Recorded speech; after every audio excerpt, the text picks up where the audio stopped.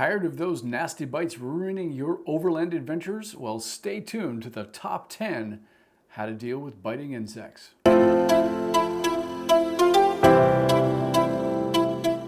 Hello and welcome back to Nomad Overlanding. My name is Ben. Thank you so much for being here, and I hope that this video finds you well. All right, let's jump right into the information here for today's top 10. So the first one is apply a high quality insect repellent, generally with DEET. In my experience, DEET is, while it is a chemical, yes, I do find it to be extremely efficient and helpful to reduce exposed skin to mosquito bites. Okay, exposed skin, I'll keep that in mind. One of the things, however, that when you use something like DEET, in the evening before you go to bed, you want to wash off any area that you have used DEET on, just to clean your skin off. So maybe around your neck, or maybe you've put it around your face here or on your arms and hands. You just want to soap and water, get that stuff off you so that you're not sleeping in DEET. Okay, it is a chemical, so you want to reduce as much as possible the use of those things when you are out there. But in my experience, being way up in Northern Ontario, I have found, like way up in Northern Ontario, I found that DEET is probably the best way to go. I used Mosquito, I believe, is my go-to DEET product. I'm sure there are others in your local area that you can use, but for me, that was a particularly good one. Number 2, wear protective clothing. Now, obviously, some areas of your skin are going to be exposed. However, others might not be. So, long sleeve shirts, long pants, and high socks in your shoes or boots can be a real game changer for helping your feet and ankles not be entirely exposed and keep some of those biting insects off of you. Light colored clothing in this sense is preferable. It's not that dark colored clothing actually attracts more bugs, not at all. All it does is it helps you see the bugs that are on you. Now, there's a couple of other things that I might recommend. You might consider getting something like Fjallraven, like something like that with that kind of heavier material. Especially when you buy them brand new, they are waterproof or highly water resistant, at least I should say. And so that wax that is built into the pant can act as an additional barrier for things like mosquitoes and black flies. So having something thicker that is harder for the insect to penetrate might be an advantage for you depending on the area that you're in. Also, I might suggest getting a bug suit or investing in a bug suit. Now, there's lots of different kinds out there, of course. But the one that I had in the past, this is up when I was up in Northern Ontario, was actually very, very effective at keeping bugs off, especially at nighttime. Oh my God, especially at nighttime. These were light colored, permeable fabric. So mosquitoes could not penetrate the fabric, so it was very dense, but it was light, coupled with areas of essentially mosquito mesh that was around you to allow airflow. It also had a built-in zippered hood that you could zip up around you, and your face was open with the mesh, but your body is essentially covered completely with these sorts of bug suits. It came in 2 pieces, but there was a pretty good elastic around the waist and around the bottom of the jacket to kind of create a little bit of a seal. And really the only exposed places that I had on my body were my hands. And that's where I used my Mosquito a couple times a day to make sure that it was on there and I wasn't sweating it off, but I was maintaining that chemical layer on my hands in order to provide that extra protection. Now, you could also use a heavier pair of like leather gloves, for example, that you could just use over your hands. Great, no problem. That's another alternative for you. So there's lots of different options in terms of clothing that acts to protect you in these kinds of situations. All right, so I will leave you to decide what is best for you. Number 3, choose your campsites wisely. Now, when you are out overlanding or even camping, you're going to want to pay attention to the environment that you come into when you think, hey, I think I might like to camp here. Well, before you actually start unpacking the tent and everything, you might want to have a quick glance around to see what is there. For example, is there a lot of dense vegetation that is very close to your campsite? Is it kind of encroaching, kind of into your camp? If that's the case, that's a big place where mosquitoes and other biting insects are going to be living until you get there, because when you arrive, everybody's going to come and say hello. Also, any pools of standing water, stagnant water, whether you're at a pond or puddles, things like that, those are breeding grounds for insects. So if you have a situation where you're in a camp where those things exist, you might consider moving to another location. Also, you can actually elevate your tent if possible. So don't put it in a shallow area, put it up, if there's a hill, put it on the top of the hill, because that means there's going to be more airflow and you don't need a lot of wind to knock the mosquitoes out of your camp. So again, it's just logistics, but it can be helpful in that situation. And of course, by all means, your tent should have nice mosquito meshing on it as well. But again, I'm going to get to those things in a second. Number 4, there are actually insect repellent gear that you can use. So you can have clothing and gear that is, and I'm going to look at the word so I can make sure I get this right, permethrin treated clothing and gear. And this is an insecticide that is embedded or applied to tents, clothing, sleeping bags, etc. And this chemical, this insecticide, doesn't just repel the bugs, it kills them. So if you have clothing that you wear specifically for the outdoors, you might consider using that sort of insecticide on your clothing.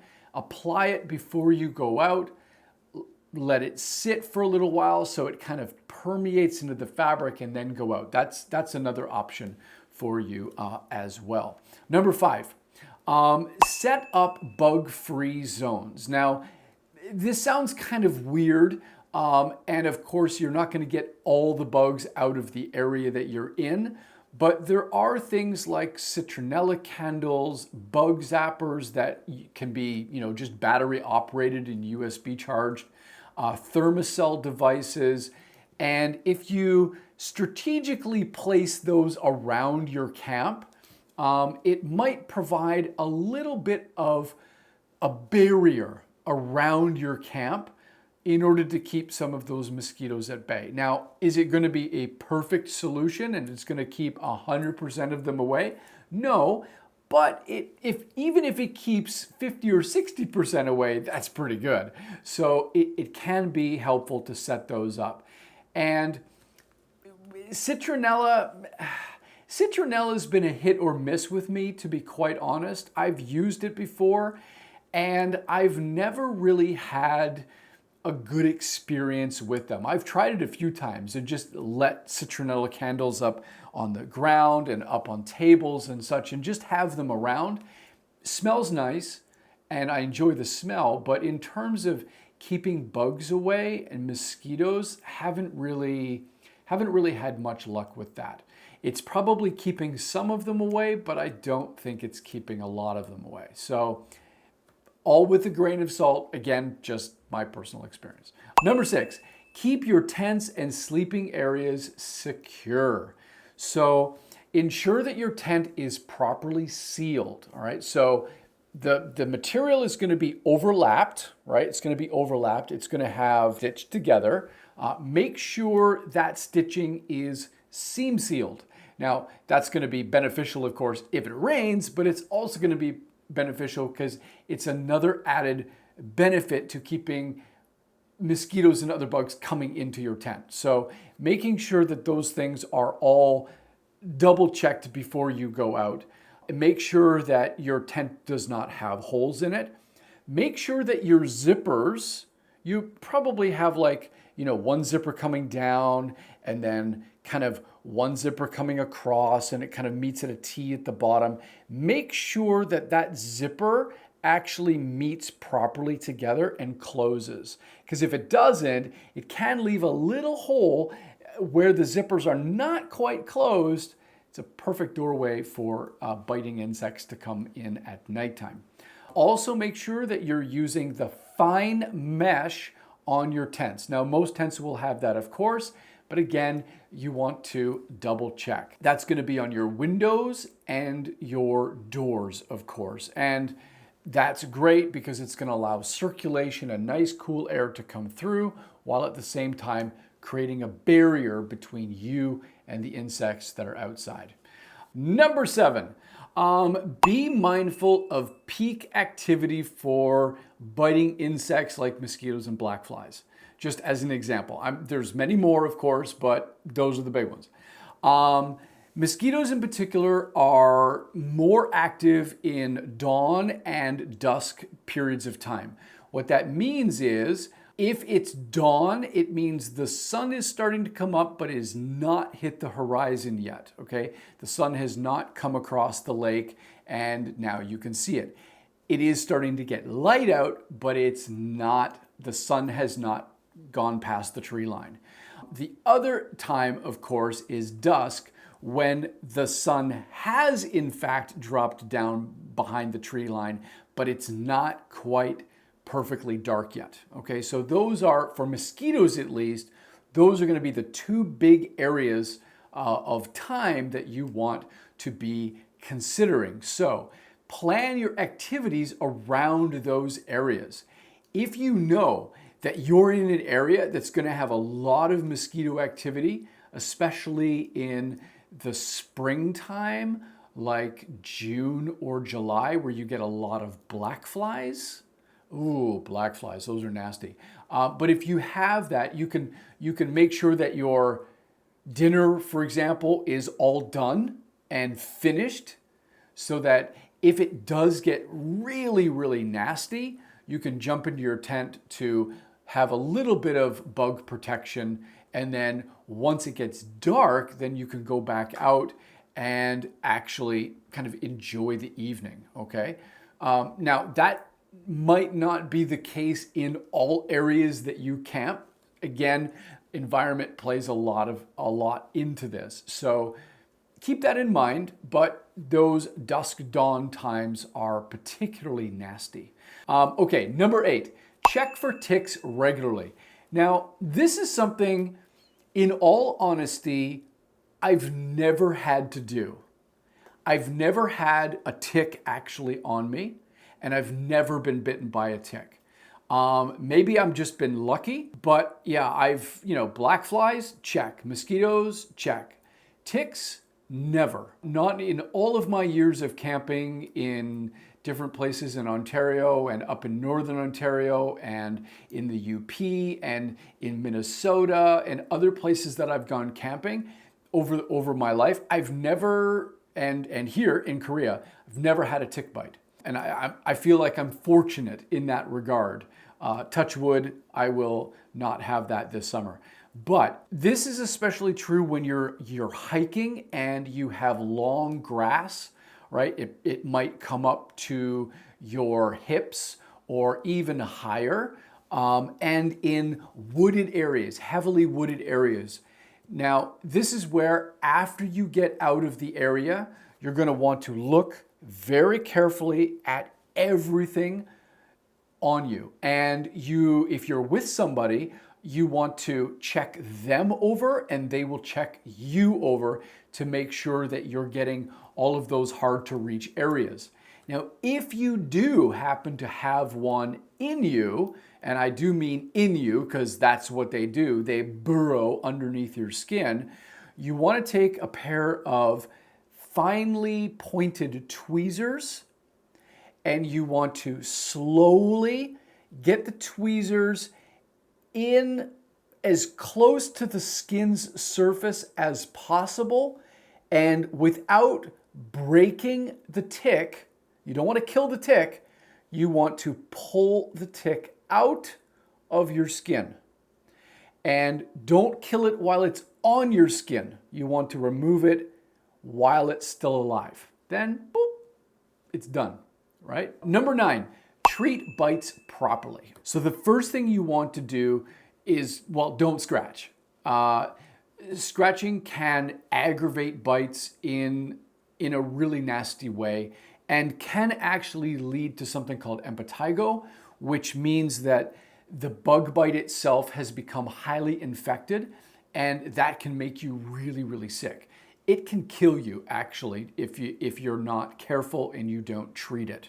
So that's in a worst case scenario. However, there are topical creams and other things that you can use in order to manage the itchiness. But the first thing you should do is actually wash the area with soap and water. So just wash the area and then apply your hydrocortisone, your antihistamine, things like, well, any kind of mosquito cream will be fine. I've used Benadryl cream in the past, which I believe was hydrocortisone, and that worked particularly well. I also at times, in occasions where I did have a lot of bites on me and I was going to sleep, I actually took Benadryl liquid, which was an antihistamine, and it negated the itchiness at night altogether where I could sleep comfortably. So that's another aspect that you might want to consider when you're going out. If you prefer to keep that sort of thing out of your body, fine, it's no problem. It's a personal choice, but again, just giving you my own 2 cents on the matter. Number 10, stay informed about insect-borne diseases. Now, this is really depending on the area that you're in and what sort of diseases your area may encounter. So there are, of course, some fairly nasty diseases out there spread by mosquitoes and other things. Lyme disease, West Nile, malaria, Zika, those are all things that can be treated, that can be transmitted, I should say, by mosquitoes. So if you are overlanding and you happen to be going into an area of the world where West Nile is particularly virulent, you might want to get treated for that before you go into those locations. Malaria is another disease caused by mosquitoes, and you can go through several months before you go into those areas. You can have a kind of a prophylactic regime of vaccinations to make sure that you don't get infected by the malaria virus. So there's all sorts of things there. Now, in North America, Lyme disease is probably the one thing that we would want to be concerned about the most with regard to ticks. But of course, we have had there have been cases of Zika in certain parts of the United States. So while these 10 tips are not going to be perfectly sealing you off from biting insects, I do believe that this will be a good step forward and you will reduce that itchy, uncomfortable feeling that they cause. Anyway, this has been from Nomad Overlanding. Thank you very much, everybody, and stay tuned for the next video. Peace.